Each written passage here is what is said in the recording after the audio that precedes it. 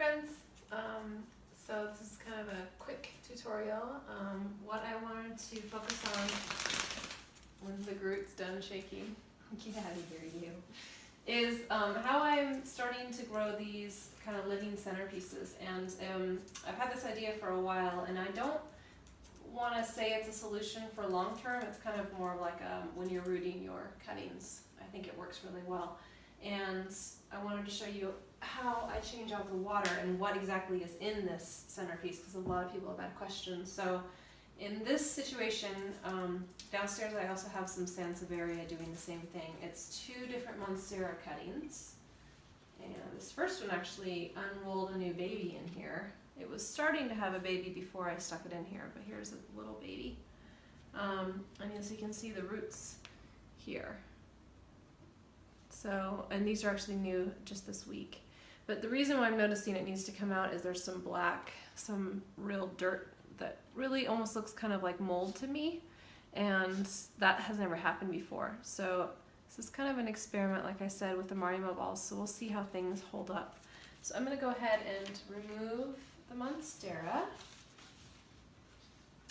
And you can get a better look at this kind of dark that has not been happening up until now. And it's also maybe because I have not changed out the water as frequently this time. I've been so busy. This is about two weeks old, and I generally change out the water more often, more like every week to 10 days. So I'm just kind of rubbing off the dark. And what I'll probably do is take it into the bathroom and rinse it off even better. But before I do that, monstera leaves, you should definitely be careful. They are somewhat fragile. They tear and rip pretty easily, so be really gentle when you are moving them around.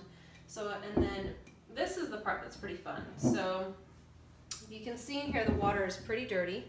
Marimo balls, which are actually algae, you can squeeze them very gently, but you squeeze them to get rid of the old water. Aren't they beautiful?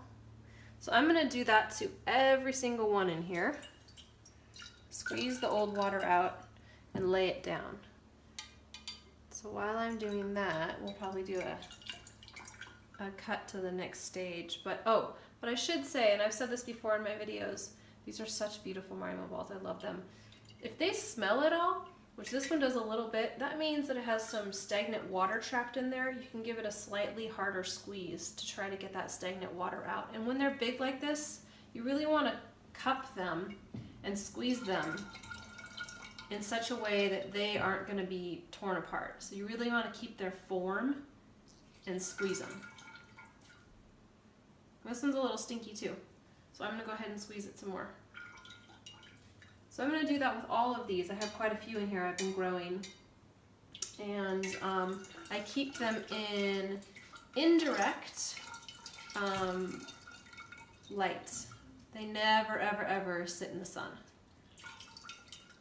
Because if you think about where they come from, which is at the bottom of lakes and rivers, they would never see the direct light. They would see filtered light that is filtered by all the water and rock and silt and sand and dirt. So we kind of want to mimic that by never putting it in the direct light. So I have quite a few of these, so I'll just go ahead and go through these and we can pause the film and move on.